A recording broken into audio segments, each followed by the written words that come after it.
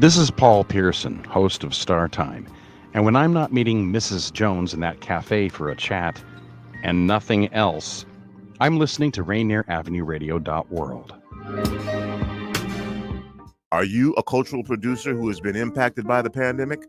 Four Culture is offering relief grants between $1,000 and $12,000 to cover your COVID-related losses and help you move forward with your creative work.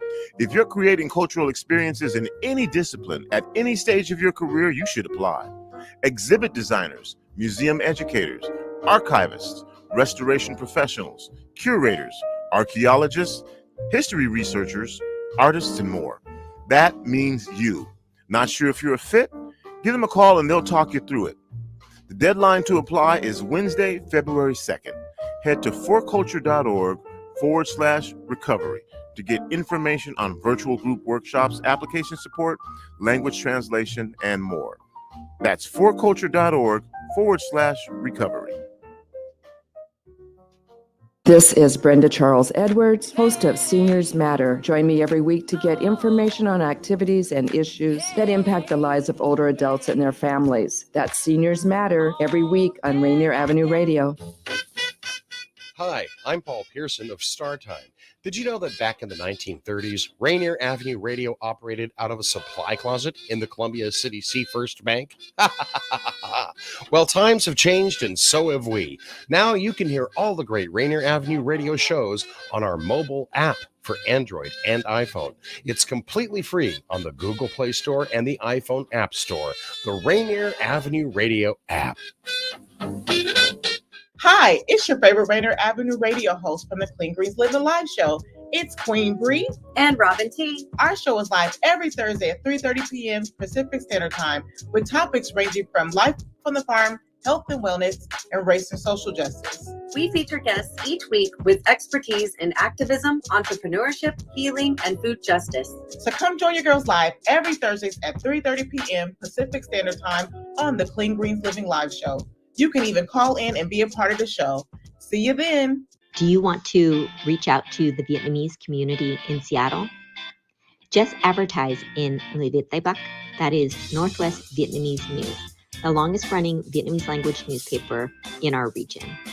Go to nvnorthwest.com. You are listening to Rainier Avenue Radio.world. Don't forget to log on www.rainieravenueradio.world. You're listening to Heartbeat Radio. I'm your host, Cindi Bright. Heartbeat Radio is a conversation aimed to take the pulse of corporate America. Opportunities for people of color, we're getting lost in the shuffle of change. I'm that provocateur of change. The hearts of corporate America are addressed. Access and opportunities will be accelerated for all people. Through Heartbeat Radio, you will gain a deeper understanding of what is necessary for change. Good evening, everybody. Welcome to Heartbeat Radio and podcast this evening. We're excited to be able to do a show this evening that is focused on earning power for women. Before the holiday season, I had made a post about a class that I had gone through, some support I had got through my business, and some of the things that they were talking to me about were fees and how we as women, and we particularly as Black women, are shortchanged continuously.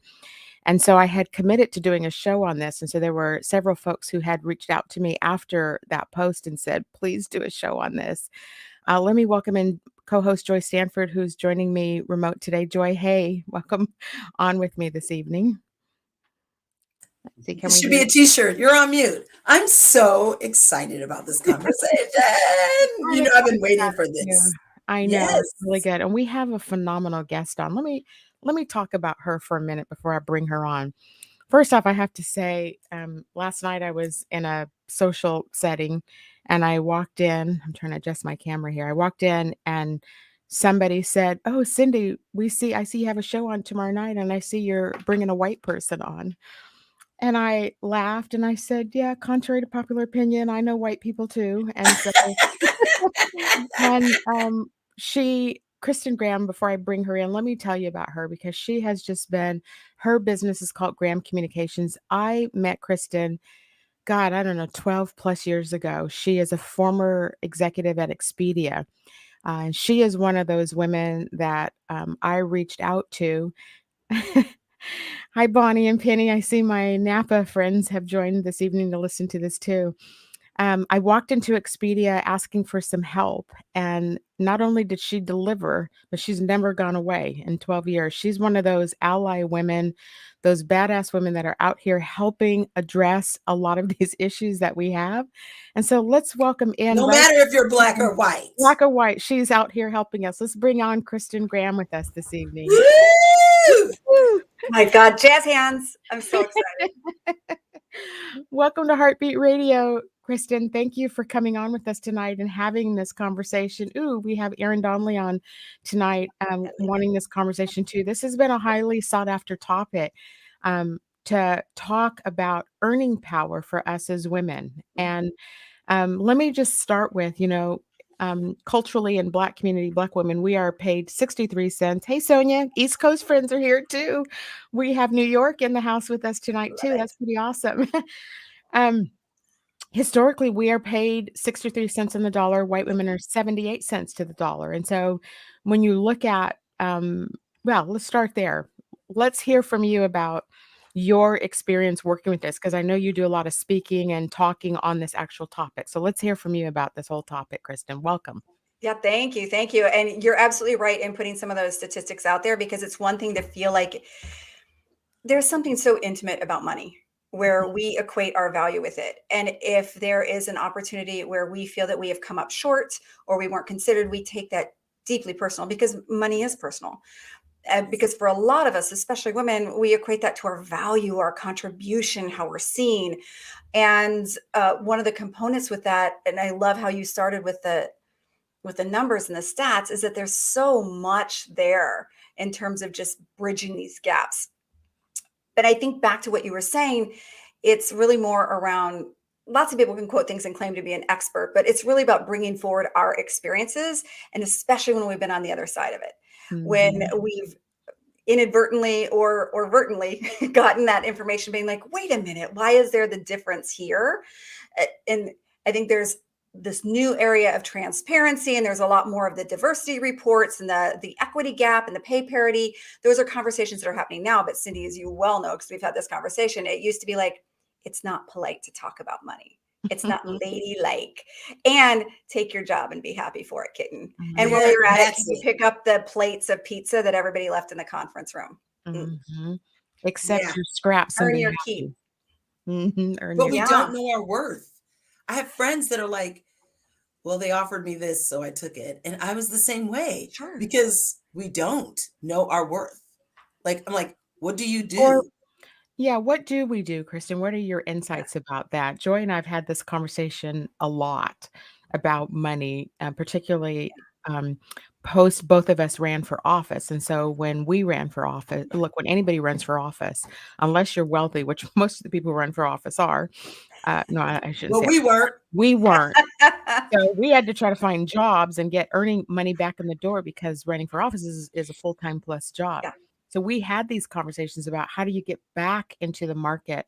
How do you start to understand what is our worth out there with, and how do we discern and find out that information, number one?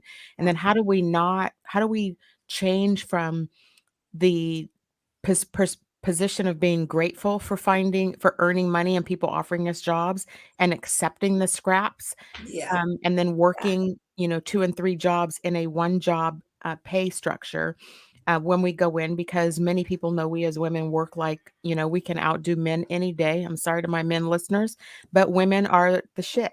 So we are the ones out there doing this hard work and working 2 and 3 jobs in one particular role.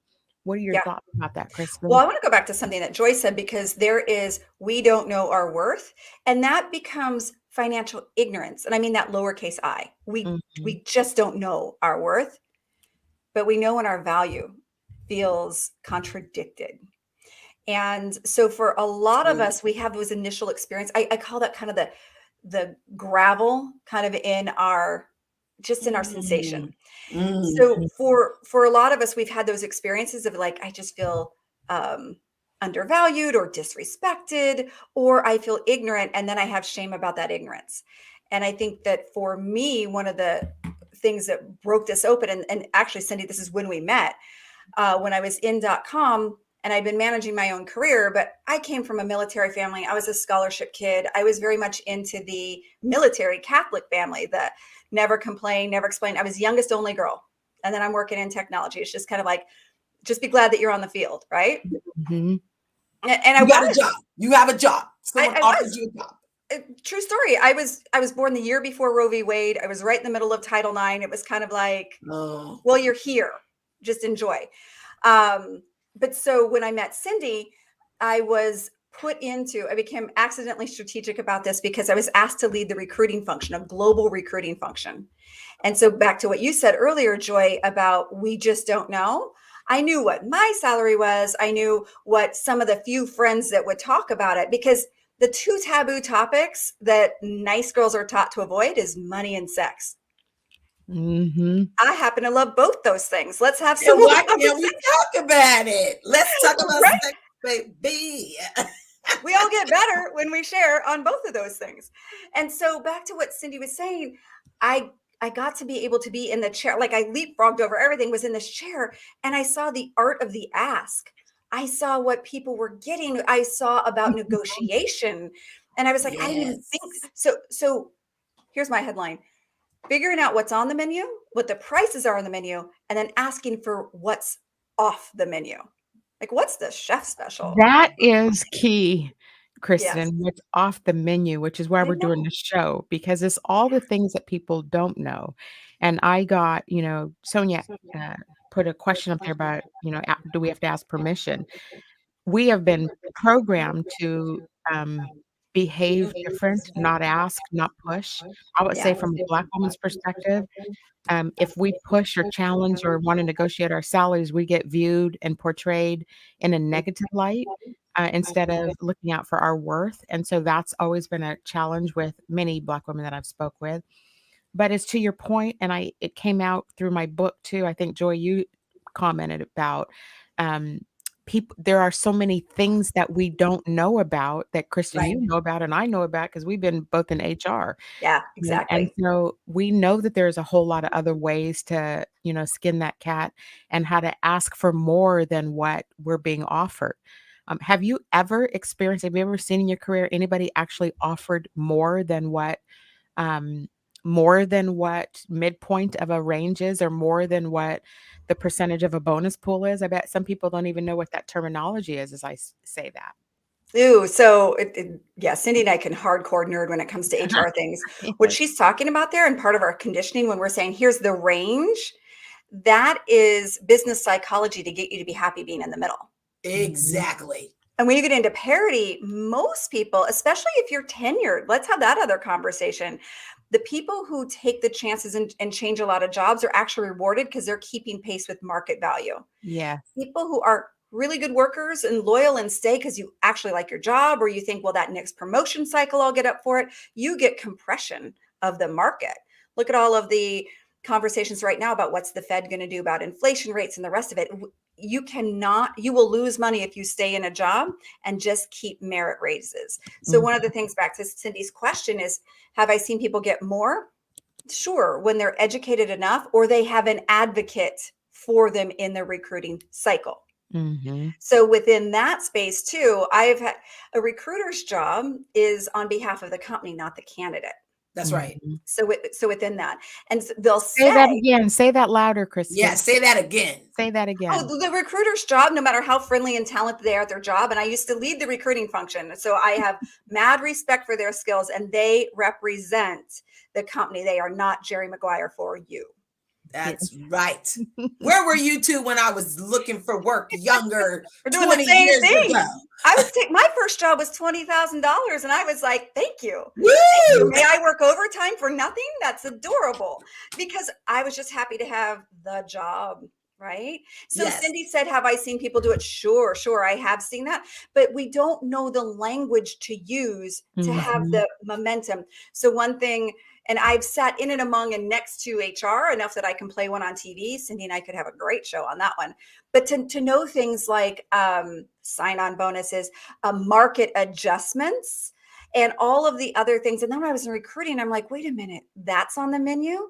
we think that there's a single ledger in companies for line item, all of compensation, and that there are multiple line items within that ledger of tuition reimbursements. And Cindi, you know this well, right? Sign-on bonuses, incentives, stock, if you're in that position. And once you unlock this language that others use, and then it's like that clue. It's like a Harry Potter episode. It's like, welcome into the next room that you didn't know was there.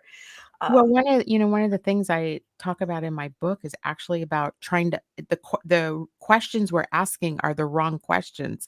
So the salary band is where, most companies, I consult with companies too, we are able to share bands, but that's not where wealth is built. And so wealth is not built on a base salary. Wealth is built where equity is given inside of a company. And so I'm going to take nonprofit out of this conversation. Yes, Because they're please not do, structured because this way. it does not translate. It does not translate. But No. in the business world, it does.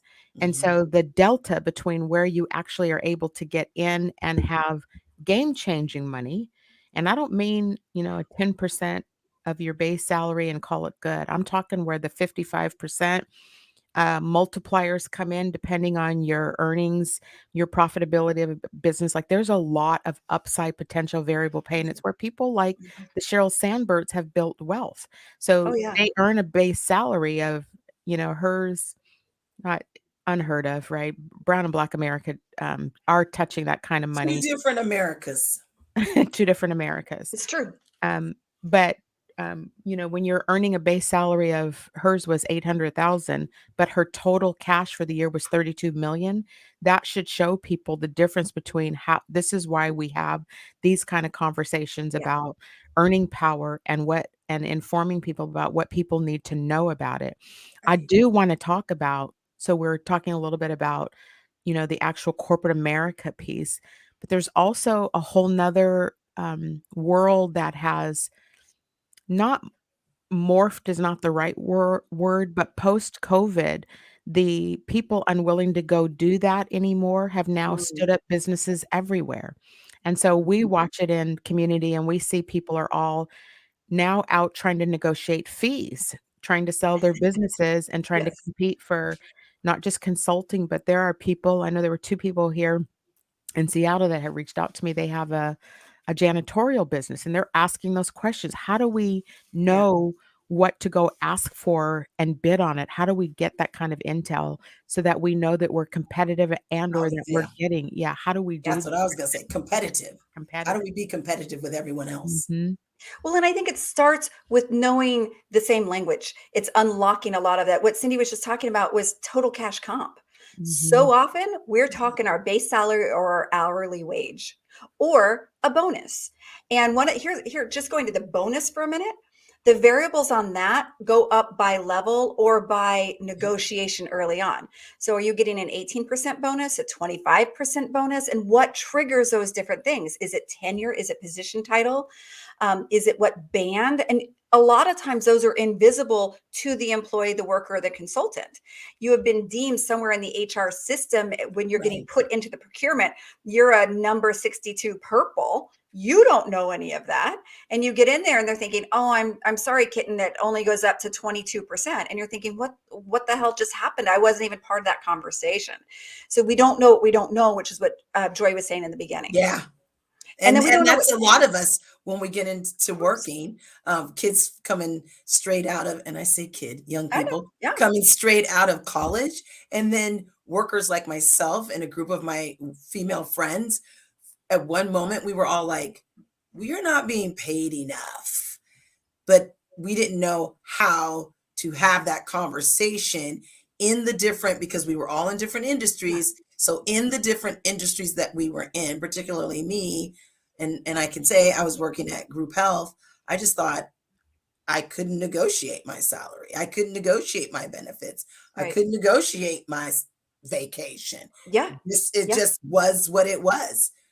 I don't think that was true though. Well, we didn't have the models for that. I'm the first woman in either side of my family to get a college education. And my father was military. Like that was set and determined, and you don't question that. So you're right, Joy, that we don't know what to ask, but I was happy to get $20,000 as my first thing because I just was getting a paycheck. Cindi, what were you going to say? No, it's similar. I didn't mean to interrupt you, Kristin. I'm sorry. It's similar. I'm from a military family too. So I was raised to go get a government job. You know, you'll always have good benefits. You'll have, and then, the mistake is that this fiery woman got her first job in civilian personnel. And so she got to see money, and she got to start to see how much other people are actually making. And she started to ask the questions, how come they're getting that and not me? Now, in a government structure, it's predetermined. So this is not even a, thank you, Karen Fleshman, for joining us tonight on this conversation. D. D. Park says she's in government now, and it's speaking the truth. It is true story. It's a good job. It's great benefit. Labor, and it's negotiated, and so they're living by government contracts and structures. So there's not flexibility for people in the government structure. In the nonprofit sector, they're cash strapped, and so the cash strapping, a little bit, But so the impetus of what we're talking about now are people who are working in in broader organizations, corporate America, and the fact that there is flexibility for people to ask. But your point that you made earlier is so powerful, and that is, people don't know this, but the way to increase your earning power is to quit, because you'll never move up a band. You'll never move up. So the way that it's set up, if you don't come in at market or above, the way that the structures move year to year, which keep up with the market demand, your salary is never going to increase by that year over year. That's why people job hop like that. Well, let me share 2 corporate terms that's very helpful as people are thinking of switching jobs, because I can totally appreciate, but I don't want to leave my job. I don't want to have to quit. I love my team. I love my work. I'm really good at this. So there's 2 things. So after almost 9 years at Expedia, I spent 5 years at Amazon. So within that, I've seen a couple things. One is called the boomerang effect. So you see it at the bigs, the Amazons, the Microsoft. It doesn't just have to be there, though. I'm not trying to make this all big corporate, especially because I know a lot of people are out there being like, why are you talking salary? I'm making hourly. So we can talk about that too. But a boomerang, it's the kind of leave and let them feel a little bit of the pain. I have seen so many people, especially female humans, who leave and then they're like, oh, well, we're going to open up 2 and 3 headcount to backfill you. Where when you're in that, it's like, well, you're doing a great job, Kristin, and maybe next cycle we'll put you up for promotion. Just work a little harder.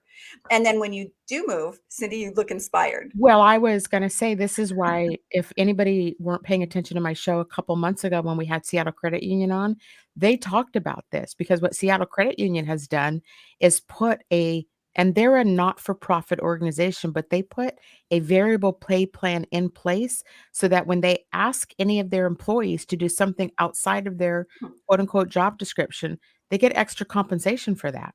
So they start setting it up, because the people who are getting hit doing that, women and the folks of color, we're the ones that are being asked to do 3 and 4 jobs, right? So watching progressive people, like, even to have these conversations about what we must start to do with our ask and how we have to start to manage it.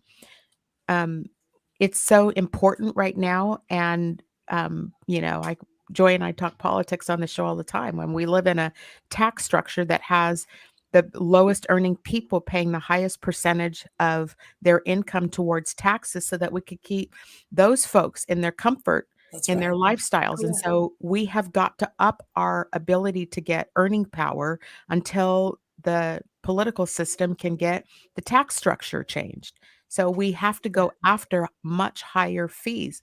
Let's talk about fee structures here too, because what advice do you have for people who, look, I've reached. For me, I'm a consultant. You're a consultant. I've reached out to my sisters. I ask, what do you guys charge? Like, I do that so that I could benchmark what are you getting for this? I've asked people outside, people who are participating in the show. I've asked, what are you making? And they're helping me so that I know how to go out and negotiate it. But when you think about people just in general who are self-employed, what advice do we have for them on how to think about setting their fee structure so that they understand what to go ask for? Do you have advice in that area, I guess? Yes, because I'm living it too. I want to finish one thing though, in case anybody's tracking, being like, she didn't say the other thing. So boomerang in corporate and then dive and save. Ooh. That is where, when you're getting ready to resign or take another opportunity with the organization, you will see a flurry of internal activity where dive and try to save. Either you boomerang, you leave, they see a 2 or 3 headcount to do that.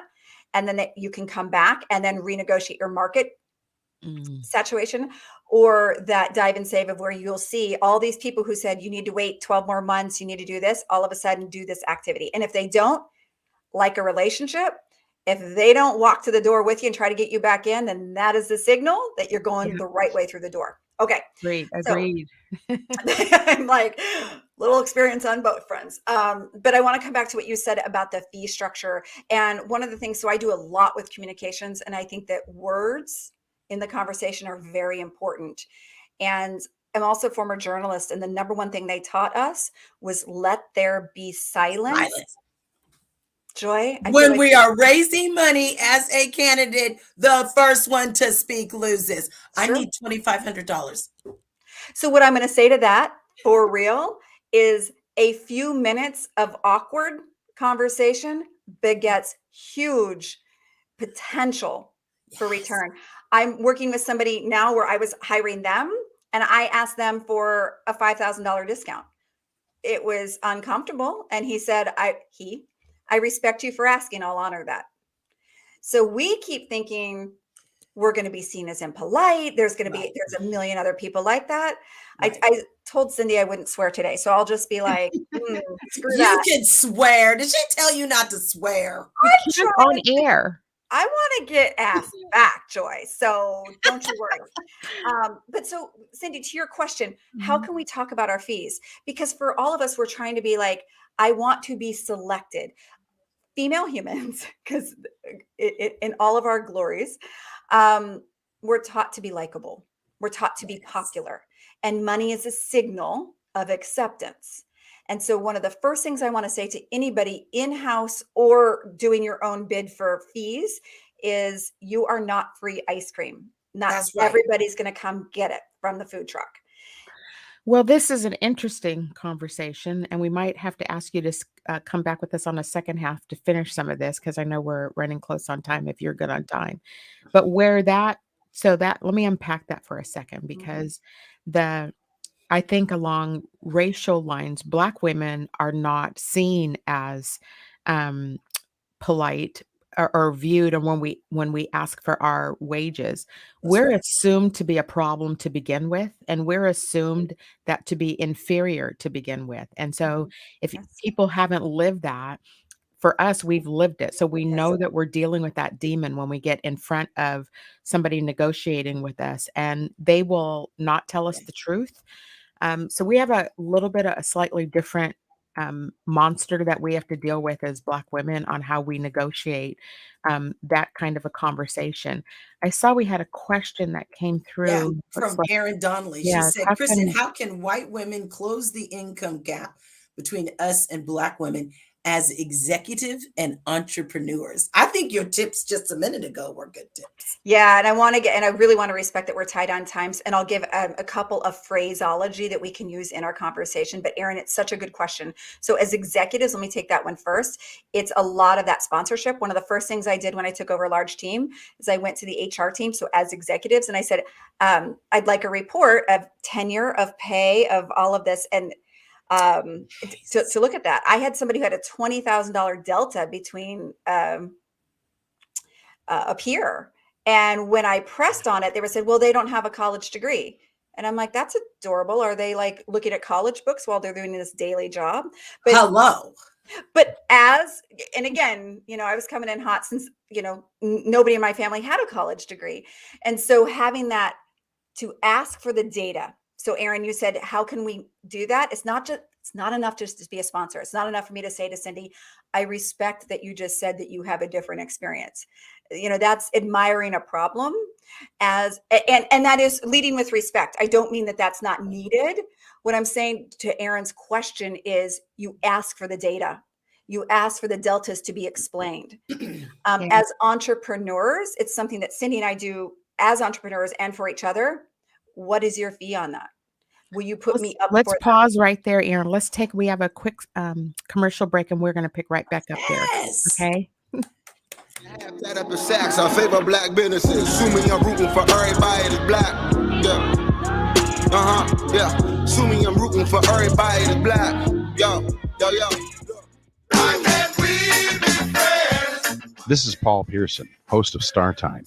And when I'm not stopping a Mercer Island street brawl, I'm listening to Rainier Avenue Radio.world. Been around for a long Atlantic Street Center has been serving the children, youth, and families of the Seattle King County area since 1910. We partner with families and communities to raise healthy, successful children and youth through services including counseling, early learning, youth development, domestic violence, and education support for school-aged children. Committed to serving the African American community, Atlantic Street Center provides services and support for all marginalized people. Learn more at AtlanticStreetCenter.org. Women are not an homogenous group. We face discrimination differently depending on factors such as ethnicity, age, socioeconomic status, and more. Rainier Avenue Radio is proud to amplify women's voices. They are the experts of their own lives, initiating conversations within their community about challenges they face,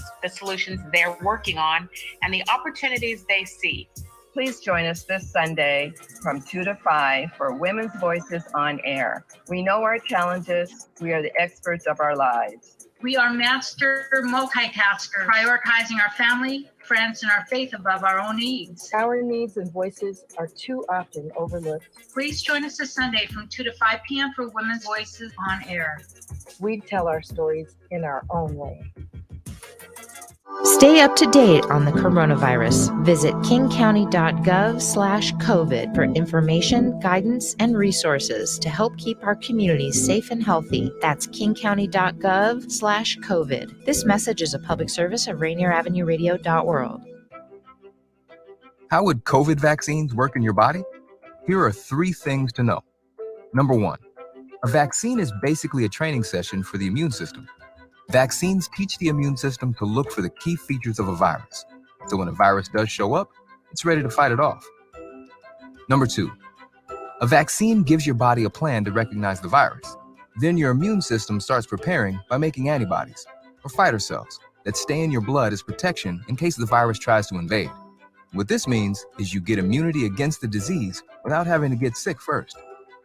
Number 3, when enough people's bodies know how to fight off a virus, it has nowhere to go. That slows the spread. When people get a vaccine, we're able to stop the spread quicker and get closer to ending the pandemic. To learn more, go to covidvaccinewa.org. A message from the state of Washington. You know you can't get enough of Rainier Avenue Radio.world.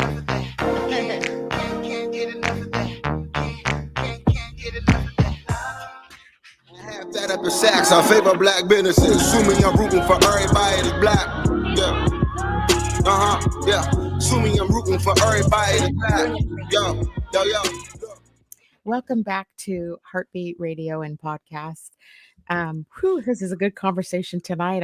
Lots of engagement, interest, a topic of so much interest, and that is about women and earning power. Let's bring back in co-host Joy Stanford and our esteemed guest, Miss Kristin Graham. And where we had left off right before break, we had a question from Aaron Donnelly, one of our listeners, asking about in closing the income gap for us and Black women as executives and entrepreneurs. And so, Kristin, you had just started to talk about a little bit of the way like you and I interact and how we're trying to find information out from each other. And so I'll let you continue that dialogue. Well, I loved it. And I love the prompt, Aaron, because it's when we are in-house, and we don't have to be executives too, by the way. One of the best things that has happened legally in the last few years is they have made it accessible to freely talk about compensation. I give mad props to the millennials for being out there and be like, what do you mean I can't ask? And within that space of just being able to be like, hey, what do you make? What does that look like? What are the variables? So I think education is power on all of that. And so if the corporations aren't going to share it with us, there is nothing preventing us from doing it from each other. And so as entrepreneurs and consultants and freelancers, being able to say, hey, I'm not available for that, but have you thought of Cindi? I have frequently done for a lot of people is saying, here's my Rolodex of additional talent within that space. And when it comes to negotiating our own fees, because I know that that's so challenging, I have key phrase. Sometimes for us, the awkwardness, as Joy and I were saying earlier about let there be that silence, let there be that space. But from us having those conversational prompts. So one of the first things I like to do when somebody's approaching me, I had this today, actually somebody's asked me to speak at one of their events, and I'll say, tell me what your budget is so we can see if we're in line with each other. That's a subtle way of not immediately being like, I charge $2.50 and a piece of chicken, right? Like immediately I want to be like, please pick me. So just saying, tell me what your budget is. And then a lot of times, I don't know, we don't have a budget. Or I've had several people who've said, and Cindi, we just went back and forth on this today. Well, we're looking at this amount. And first of all, it is okay to be expensive. That was my point about we are not free ice cream. Amen. And so that's a signal of like, well, I actually don't fit within your budget, but I'm happy to recommend some others potentially, or I wish you luck in your search on that. It's just not within my bandwidth to do right now. So there's a great, that is spectacular advice, because I think, Joy, you jump in here with me, but I've talked to more Black women, and I've watched more accept just scraps because it's like it's something rather than nothing. And so that mentality, and so my Black sisters out here, they've heard me say, and they've seen me post, don't work for those low fees, because you're driving the compression, you're driving the fee structure down and not forcing people who are trying to hire us. The way that we change this outcome, and I'm going to say this for us as women, the way that we change the outcome is we don't settle. And so we're going to have to suffer a little bit. Because, okay, that I could have had $1,000, but if we stop doing that, it forces these people who are hiring, it's wage compression. There's not a lot of us out here there's not, I don't know how many women-owned communications firms out here. There's certainly not a lot of Black women who do what I do out here. Totally. And so it's not an if, it's a when they have to come back to the table with you. And so if you have the courage to hold out and say, your quote, I'm not within what's your budget. Oh, I don't fit within that. And or the exchange you and I had today, Kristin, was I'm pedigree. Like I'm looking at what people like me are pulling. And so how do I go demand that too, when I know that the first lens that I'm looked at is angry Black woman? Right. So, or we do it for free. Or we do it for free. Or we're asked to do it for free. Right. Which I've had to learn. Yes. Don't do that, because it's a job. It's a business for women of color, Black women in particular.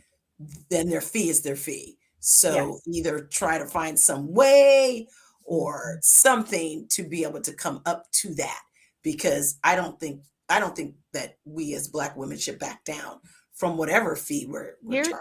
Here's the other thing that Kristin said that I'm going to say falls along racial lines too. Yeah. When you said, that's not for me, but have you thought about Cindi, or maybe have you thought about Joy Stanford, to do, like, I know her, she would be great at blah, blah, blah, blah, blah. Like I've had people do that. You have been one of those people to me.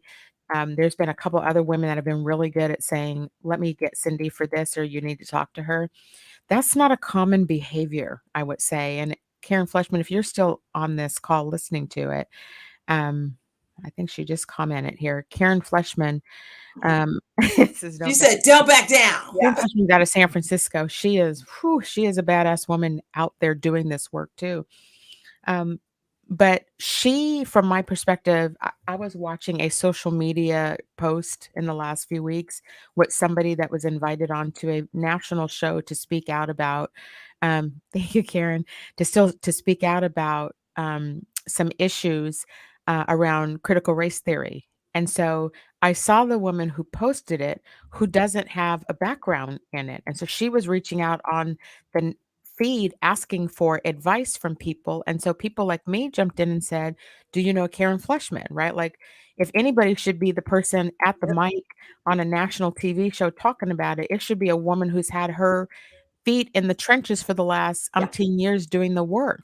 But that woman did not punt it. I actually said on social media, will you introduce her to this person's team? Like, we should do that for each other instead of trying to And we as claim it women don't do claim that. it all for myself. And so that was a moment that that woman could have made a difference in another woman's life, knowing that she didn't have the background to do it. But because whoever the producer of that show, I don't want to say it on air I'll here, say but it. it's a very national show. Whoever the producer was says, I couldn't find anybody. I'm calling BS, because we're recording in LA and Karen Fleshman is right there in the Bay Area doing this work. They want people. So my point is, I was echoing or amplifying what you said about, handing a baton to another woman to let her be able to come in and earn too. And it doesn't have to be just me. But that's vulnerability, right, Kristin? That's vulnerability. Like, oh my God, I can't do it. And now I'm handing it off to you, Kristin. Well, that's what wealth is, because reciprocity is the ultimate investment portfolio.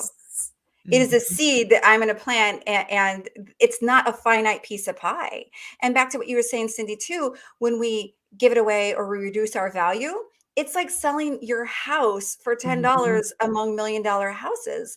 And I love what you said too about, I'm top shelf, baby. So a Ferrari doesn't advertise its lease rates. So why are we being like, well, my per hour rate is $45? Exactly. No. That's exactly right. And you never see Louis Vuitton on sale. Right. Or Jimmy Choo. You don't see Jimmy Choo on sale. Very, very, very seldom. I love that. Because it's so important to lift each other up. But I don't think women think about that we're lifting up. I'm lifting up Cindi by saying, Cindi Bright might be able to fill this spot, or Kristin Graham might be able to fill this spot. Graham Communications, the female owned, blah, blah, blah. Right. I'm like, it just doesn't happen. It's so timely that we're having this conversation. I'm looking for contractors.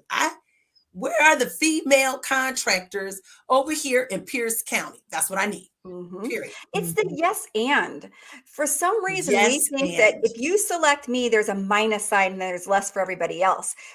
Why don't we make that the plus? It's the yes and. I win and Joy wins. There's room for everybody on this field. And that is the one thing that I will say from having worked so close with male executives in tech. They don't look around and be like, why are you on the field? They're like, great.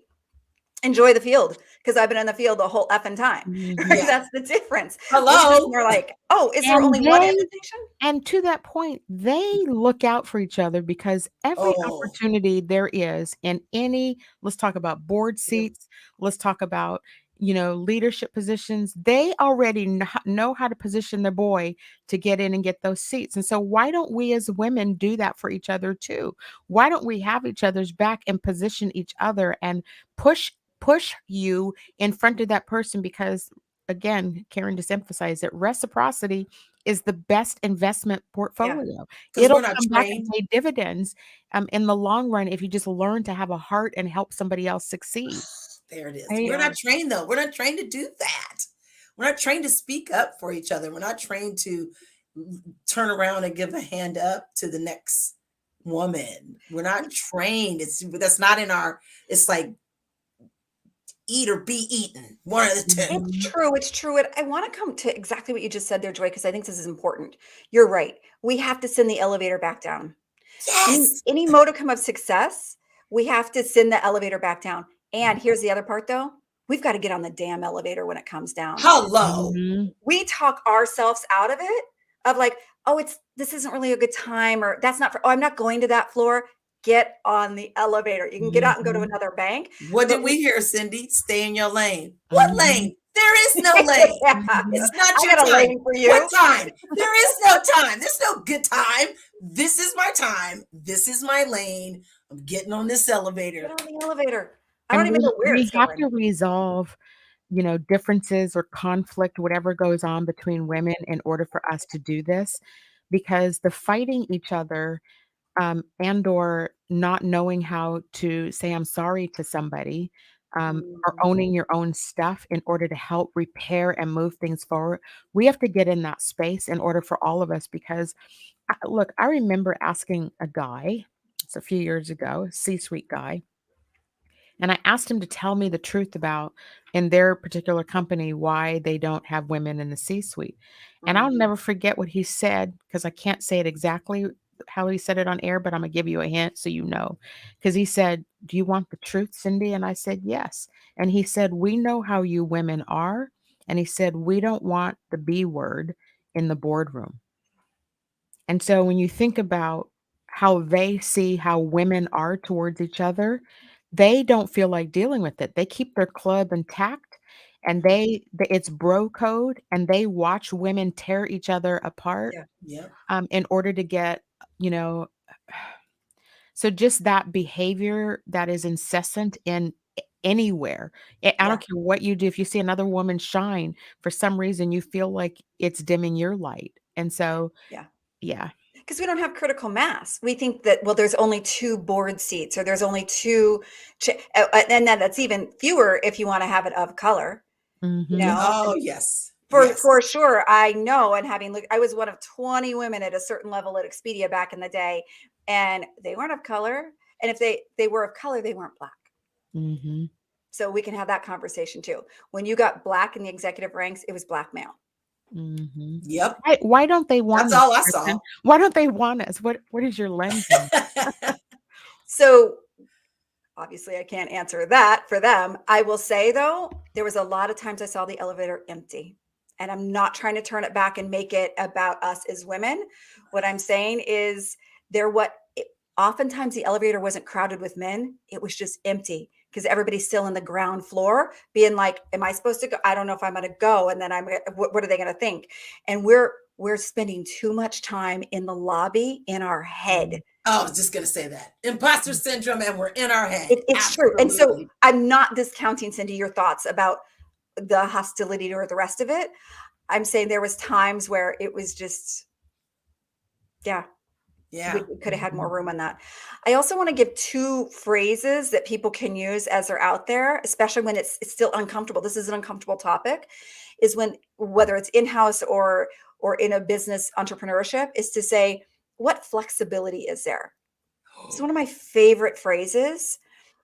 I've done it in the wine menu. Don't get me started. Like it's a muscle that you can build up. Do you know, by the way, that there's a whole off-menu wine thing? I want to spend around $40 wine people here, Kristin. You think that? I think I brought that up. What do you have back there that's not on this menu? Yeah, I'm going to need some samples of that before I commit. Every winery, I worked in the wineries. Every winery has a back bar where they pour the good stuff for the deserving people, and you discern the deserving people. You can tell who's got a palate, and you start knowing how to pour it. But your point is well taken. Yes, there is always more on the menu than what we actually know. And so, Karen, you are right. I believe men are scared of how confident and ethical we are. And the other thing I'm going to add to that is that we get shit done. And we get We're it done. not talking about it and jabbing John about it for weeks and doing a study and all of that. We get it done quickly and under budget. So what flexibility is there? It's a huge one in terms of that. And then here's the other thing too, when you're encountering any type of back and forth, is saying, what am I not asking? Or, and I learned this from my recruiters, what would you ask for? So if I'm having a conversation with Joy and say, okay, so I think we got there. What would you ask for, Joy? What, if you were in my situation, or what flexibility is there? What am I not asking for? Looking around corners. Mm-hmm. What are some other things on the menu that I'm not seeing? How could we make this? How can we get to a mutually beneficial agreement? Ooh, I like How can we get to yes instead of no? Mm-hmm. Is it uncommon that at 57 years old, I negotiated my budget or my salary for the first time in my life? Not uncommon. Because who was pushing you? Well, I did have a 3 women who were behind me. I called Cindy first because I was reading her book. And, you know, she's been there, but she's corporate. And so I did. I had to have 3 mentors around me, and it just gave me the courage and the confidence. Yeah. And now that I've done it, I'm like, oh, you're like, bring it. Here's the thing. They need us more than we need them. And the more we begin to understand that in today's world, they are not only incentivize their bonus pools and all that sort of stuff. They need leaders like us, whether they know that or not. They need the people. And so it's us and it's a buyer's market right now, or and so supply and demand in any business situation says you deserve a premium because the pool is so small. So I'm saying that to my Black sisters out there. You know, these organizations have to, even if you're a contractor, when they take any sort of public funds, they have to guarantee X% of business that they bring in goes to women-owned, minority-owned businesses. So they're incented to bring you in because it's a statistic that they have to report out to the government. And so you have nothing to lose to demand to be paid a premium now because their data is so behind in the state of Washington. I've said it on air more than one time now. Black-owned businesses, the GDP spend was $1.2 billion, and with a 5% Black population, that number should have been $22 billion. Yep. So there's $20 billion in delta that Black community is fighting for. And so if I'm Black business, right now is not the time to shrink. Right now is the time to ask. And so 100%. Right. And for women out there, you know, women leaders, and particularly those of us who are not owned by companies anymore. Yeah. You know, what do they call this? The mass resignation, or the Great Resignation. Great Resignation. The Great Resignation. They need us. And so they do. Listen, if they could have figured out how to do it by now, they would have done it. And so that's the other thing. They are not a charity doing us a favor. It's the other way around. We are lending them our Ferrari. You're welcome. You've never said you're welcome. You're welcome. You're welcome. I'm talking to you. I love that you're giving us tips. I want to know, do you do classes so that women can you should do like Zoom forums once a month. Charge a price. I don't know. Oh, it's true. It's true. I mean, we can always give to, you know, some nonprofit or a group of women who are just getting on their feet or something, but women in corporate America, women in the workforce, this is the kind of information that they should spend a day listening to. Oh, 100%. And it's only, you know, we teach what we most need to learn. And I'm getting ready to launch a whole new business platform. So in March, called Unlock, all about using your brain and your habits to unlock your potential. And it comes down to the words that we use, what we just talked about, how we're positioning ourselves on LinkedIn, on our price sheets, on the rest of it, and stepping forward. And then having this practice to just say, what flexibility is there? And just being able to get a little bit more comfortable with those words in our own mouth.